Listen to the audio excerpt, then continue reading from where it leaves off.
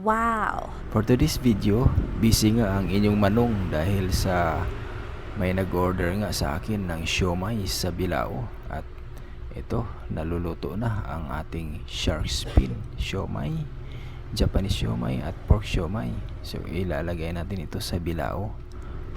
Shout out po sa lahat ng mga customer na walang sawang tumatangkilik sa aking homemade siomai. So, salamat po sa inyo lahat. Salamat sa Diyos sa patuloy ninyong pag-order sa aking homemade siomai.